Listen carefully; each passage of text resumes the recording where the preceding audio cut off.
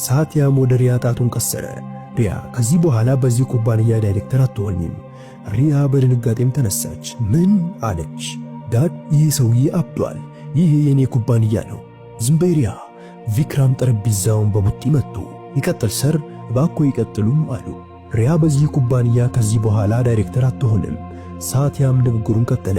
ለሚቀጥሉት 6 ወራት በዚህ ኩባንያ እንደ ተራ ሰራተኛም ትሰራለች እና ስራውም ከኩባንያ በጣም ዝቅተኛ ደረጃ ሰራተኞች ጋር መስራት ይሆናል። ችግሮቻቸውን መስማት፣ ከነሱ ጋር በካፍቴሪያ ምግብ መብላትና የልፋት የዳቦን ጣዕም እንዴት እንደሆነ ትማራለች። እና ይህንን ለማድረግ ፍቃደኛ ካልሆነችስ? ቪክራም በሚንቀጠቀጥ ድምፅም ጠየቁ። ያኔ እኔ አሁኑኑ ስምምነቴን ይሰርዛለሁ። ውሳኔው በእጃችሁ ነው። የ5000 ክሮር ኩባንያ ወይስ የልጁ የውሸት ትዕቢት? ቪክራም አይኖቻቸውን ጨፈኑ። በአባትና በነጋዴ መካከል ያለው ጦርነት በፊታቸው ላይ በግልጽ ይታይ ነበር። ሪያ አባቷ እንዲህ አይነት ነገር እንድታደርግ እንደማይፈቅድላት እርግጠኛ ነበረች።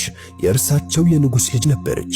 በእነዚያ ቆሻሻ ሰራተኞች መካከል ፈጽሞ አይልኳትም። ቪክራም አይኖቻቸውን ገለጡ። አይኖቻቸው ውስጥ እንባ ነበር። ግን ውሳኔው ተወስኗል። ወደ ሪያ ተመለከቱ። ሪያ ድምጻቸውም ከበድ ያለ ነበር። ነገ ጠዋት 3 ሰዓት ሂውማን ሪሶርስ ሪፖርት አድርጊ። አዲሱ የሥራ ቦታሽ መጋዘን ውስጥ ይሆናል። ዳድ ቀልድህ ነው አይደል? እኔ መጋዘን ውስጥ ከነዛ ላብ ከሚሸታቸው ሰዎች ጋር? አዎ አለ ቪክራም። ለመጀመሪያ ጊዜ የልጃቸውን አይናቸውን ተናገሩ። ምናልባት ያኔ ይገባሽ ይሆናል። ያ ለአንቺ የሚሸትሽ ላብ ያው ላብ ነው የዚህ ኤሲ ክፍል ሽቶ የገዛው። ሪያ ወንበር ላይም ተፈተፈተች። ኳታ ደረጃዋ፣ ዓለሟ፣ ሁሉም ነገር እንደ መስታወት እዛ ተሰባብሮ ወደቀ። እና የሰባበረው ሌላ ማንም አልነበረም፣ ያው ተራ ልጅ ነበር።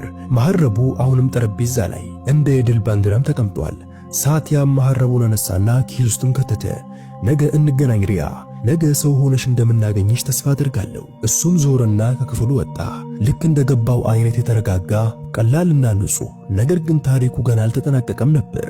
ትክክለኛ ለውጥ ገና ሊጀምር ነው። የመጋዘኑ የቆርቆሮ ጣሪያ በቀትር ፀሐይ እንደ ምጣድ ያቃጥል ነበር። የላብ ጠብታ ከሪያ አንገት ወርዶ ወደ ልብሷ ኮሌታ ገባ። 6 ወር በቃል ደረጃ 180 ቀናት ብቻ ናቸው። ነገር ግን ለሪያ እነዚህ እንደ 180 ዓመታት ነበሩ። ድሮ ለጥፍር ቀለም ብቻ ይነሱ የነበሩ እጆች አሁን የካርቶን ሳጥኖችን በመሸከም ሻክረዋል። ከፊት ለፊቷ ያ ውድ ሜካፕ ጠፍቶ በሱ ምትክ ድካምና የእውነት ምልክት ይታይ ነበር። የምሳ ሰዓት ደውልም ተደወለ። ሪያ በአንድ ጥግ ተቀምጣ የውሃ ጠርሙሷን እየከፈተች ነበር። በዛን ጊዜ አንድ አዛውንት ሰራተኛ ራምዲን ካካ ወጥተው አጠገቧ ተቀመጡ። የምሳ ዕቃቸውም ተከፈተ። ወፍራም ቂጣና የማንጎ አቻር። ልጄ፣ አዛውንቱ በአፋቸው እየፈሩ ጠየቁ። ትንሽ ትወስጃለሽ አሏት። የቤት ምግብ ነው። ከ6 ወር በፊት የነበረችው ሪያ ምናልባት ምግቡን ረጋግጣው ነበር። ነገር ግን የዛሬዋ ሪያ አይኖቿ በእንባ ቀረቡ። ያኔ የሳቲያምን መሐረብ እንደነጠቀች ትዝ አላት። ዛሬ ተረድታለች። ረሃብና ጥማት ደረጃ የለውም። በሚንቀጠቀጡ እጆች ከቂጣውም ቆረሰች። አመሰግናለሁ አጉቴ አለች። ይህ ምናልባት በሕይወቷ ለመጀመሪያ ጊዜ ለአንድ ደሃ ሰው ከልቧ አመሰግናለሁ ያለችበት ጊዜ ነበር። ያቺ ደረቅ ቂጣ ጣዕም ከማንኛውም ባለ 5 ኮከብ ሆቴል ምግብ በበለጠ ጣፈጣት። ምክንያቱም በውስጡ ልፋትና ክብር ነበረበት። በሚቀጥለው ቀን ዋናው ቢሮ ስብሰባ አዳራሽ፣ ያው ክፍል፣ እነዚያ ሰዎች፣ ያው ጸጥታ። ነገር ግን በዚህ ጊዜ የአየሩ ሁኔታ ተቀይሮ ነበር። ሪያ በቀድሞ ቦታዋ ሳይሆን በክፍል ጥግ ባለ ተራ ወንበር ላይ ተቀምጣ ነበር። ተራ የህንድ ባህላዊ ልብስ ለብሳለች። ምንም ጌጣጌጥ የለም፣ ምንም ብራንድ ሰዓትም የለም። ቪክራም ሲንጋይም ተነሱ። ፊታቸው ዛሬ የአባት ሳይሆን የጭካኝ ዳኛ ይመስል ነበር። ባለፉት 6 ወራት ኩባንያችን ብዙ ውጣ ውረዶችን አይቷል። ነገር ግን ትልቁ ለውጥ በባህላችን ላይም ወጥቷል እና ይህ ለውጥ በልጅ ምክንያት ሳይሆን መስታወት ባሳየን በዚያ ሰው ምክንያት የመጣ ነው። ሁሉም በተረጋጋ ሁኔታ ወደ ተቀመጠው ሳቲያም አመለከቱ። እኔ እያረጀው ነው። ሲንጋኒያ ግሩፕ አሁን አዲስ አስተሳሰብ ይፈልጋል።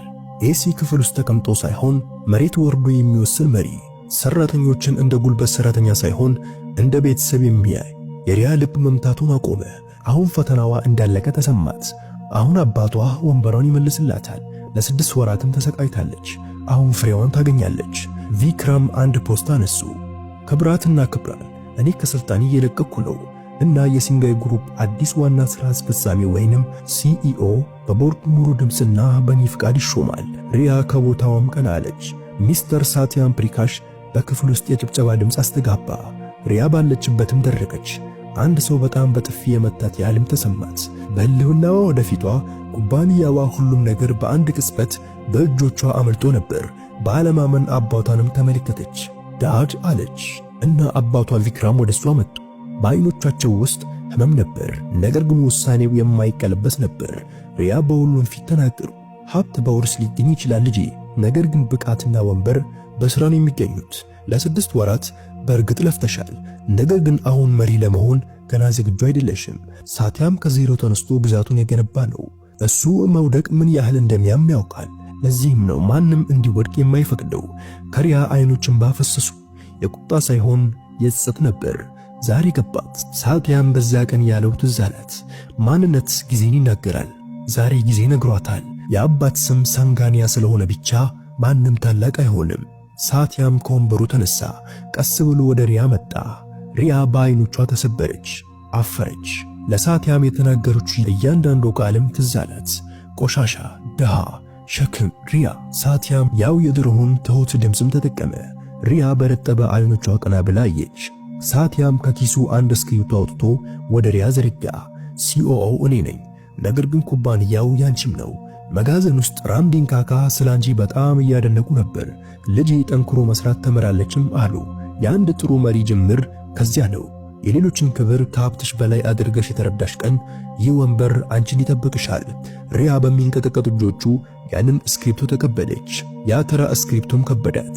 ካላት ውድ ጌጣጌጦች ሁሉ የበለጠ ከባድ ሆኖም ተሰማት። እጆቿን አጣመረች።